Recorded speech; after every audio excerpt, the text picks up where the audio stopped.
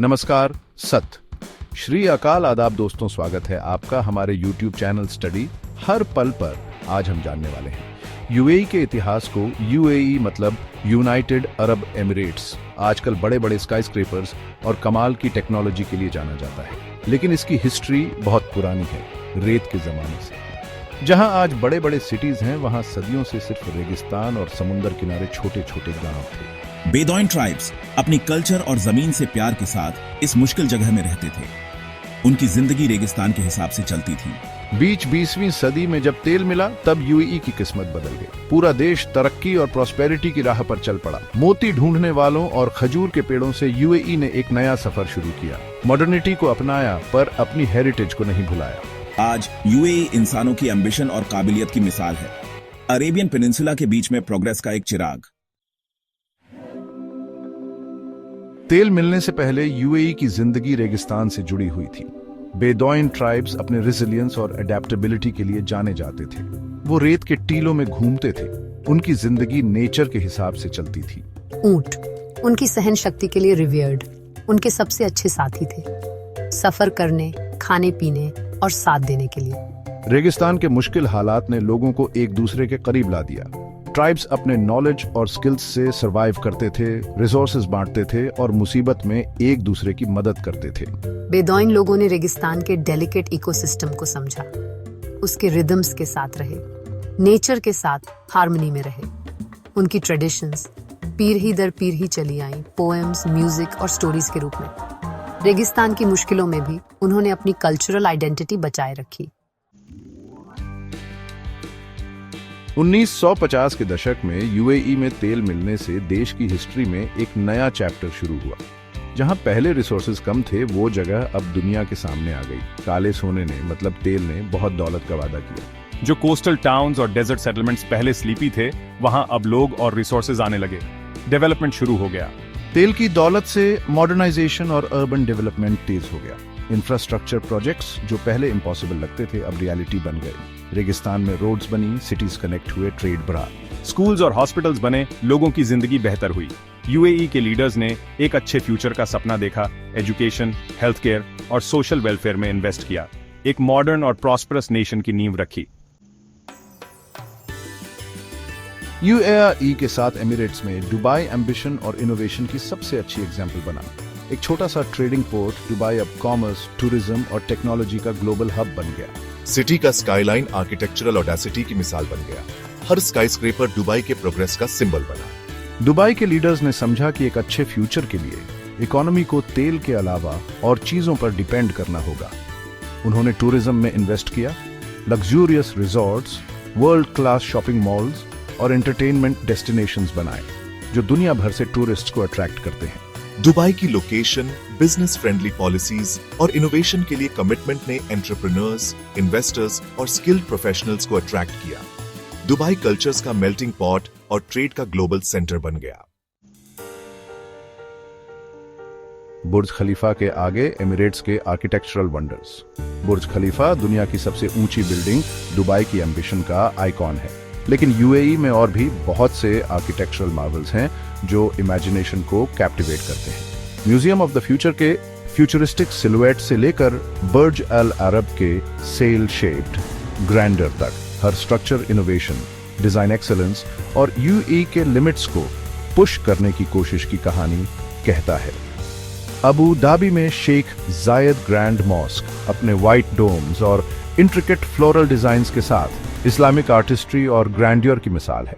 Louvre Abu Dhabi UAE और France का collaboration दुनिया भर के आर्ट और आर्टिफैक्ट्स का कलेक्शन रखता है।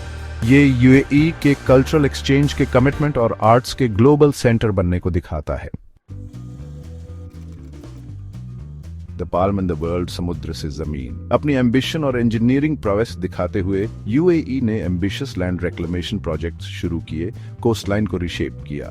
पाल्म जुमेरा एक आर्टिफिशियल आर्किपेलागो जो पाल्म ट्री के शेप का है, ह्यूमन इंजीन्यूटी की मिसाल है। इंजीनियरिंग का कमाल जिसने दुनिया का ध्यान खींचा।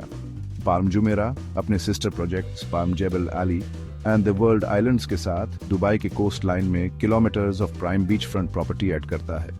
लग्जरी रेजिडेंसेज, रिजॉर्ट्स और एंटरटेनमेंट डेस्टिनेशंस बनाता है। ये प्रोजेक्ट्स भले ही बिना क्रिटिसिज्म के नहीं हैं, यूएई की एक्स्ट्रॉर्डिनरी स्केल एंड कॉम्प्लेक्सिटी के प्रोजेक्ट्स को कंसीव और एग्जीक्यूट करने की एबिलिटी दिखाते हैं।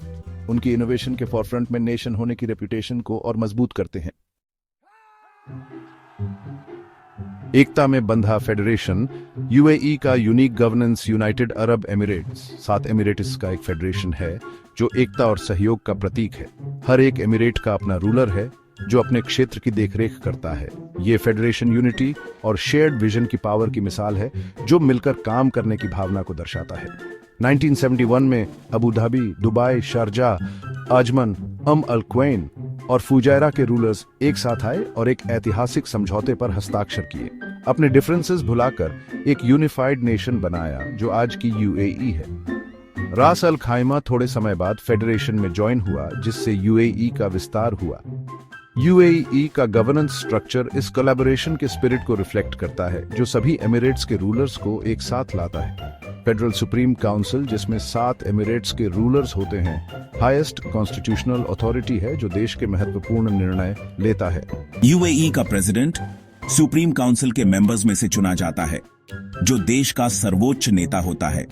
प्रेसिडेंट नेशन की ओवरऑल डायरेक्शन गाइड करता है और महत्वपूर्ण नीतियों को लागू करता है, जबकि हर एमिरेट अपने इंटरनल अफेयर्स मैनेज करने में सिग्निफिकेंट ऑटोनॉमी रखता है, जिससे स्थानीय स्तर पर भी विकास हो सके। गवर्नेंस का ये यूनिक सिस्टम स्टेबिलिटी और प्रॉस्पेरिटी लाया है, जिससे यूएई ने आर्थिक और सामाजिक प्रगति की है। यूएई को कंसेंसस और शेयर्ड गोल्स पर बने नेशन के रूप में थ्राइव करने में इनेबल किया है, जो एकता और सहयोग की भावना को मजबूत करता है। एक ग्लोबल हब दुनिया में यूएई की जगह ईस्ट और वेस्ट के क्रॉसरोड्स पर स्ट्रेटेजिक लोकेशन से लेकर बिजनेस फ्रेंडली पॉलिसीज और वर्ल्ड क्लास इंफ्रास्ट्रक्चर तक यूएई ट्रेड, टूरिज्म और इनोवेशन का ग्लोबल हब बन गया है। यूएई की विजनरी लीडरशिप ने एम्बिशियस प्रोजेक्ट्स और इनिशिएटिव्स को ड्राइव किया है, जिससे देश ने रिमार्केबल इकोनॉमिक ग्रोथ और डाइवर्सिफिकेशन हासिल की है। देश की ओपन इकोनॉमी और वेलकमिंग एनवायरनमेंट ने दुनिया भर के बिजनेसेस और इंडिविजुअल्स को अट्रैक्ट किया है। यूएई को कल्चर्स के मेल्टिंग पॉट में ट्रांसफॉर्म किया है और ग्लोबलाइजेशन की पावर की मिसाल बनाया है। यहाँ की कॉस्मोपॉलिटन सोसाइटी में हर नेशनैलिटी और कल्चर के लोग मिलकर रहते हैं, जिससे एक वाइब्रेंट और डायनामिक कम्युनिटी का निर्माण हुआ है। यूएई टॉलरेंस, डिप्लोमेसी और पीसफुल कोएग्जिस्टेंस का वोकल एडवोकेट भी बनकर उभरा है। देश ने रीजनल और इंटरनेशनल कॉन्फ्लिक्ट्स में मीडिएशन और डायलॉग को प्रमोट किया है, जिससे ग्लोबल पीस और स्टेबिलिटी में सिग्निफिकेंट कंट्रीब्यूशन किया है।